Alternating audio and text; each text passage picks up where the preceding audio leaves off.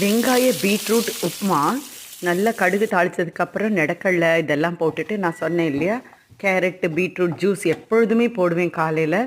அதோடது மிச்சம் இருக்கிறத இந்த வெங்காயம் தாளித்ததோடு கலந்துட்டு ரவையும் நல்லா சேர்த்துட்டு நல்லா வறுக்கணும்.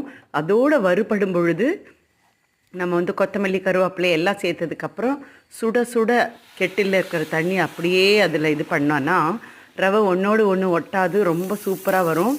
தேவைக்கேற்ப உப்பு போட்டுக்கோங்க. சுவைக்கு ஏற்ப காரம், பச்சை மிளகாய் எவ்வளோ ஆட் பண்ணுமோ, நான் அதிகமாக முழுசாக தான் போடுவேன், காரம் ரொம்ப வேண்டாம் எனக்கு. அதனால் ரொம்ப சூப்பராக இருக்கும். நீங்கள் முந்திரி போட்டுக்கலாம், அப்புறமா நெய் உங்களுக்கு வேணுங்கிற அளவுக்கு வச்சுக்கலாம். குழந்தைகளுக்கு கலர்ஃபுல்லாக அழகாக ஒரு வாய் கொடுக்க முடியும்.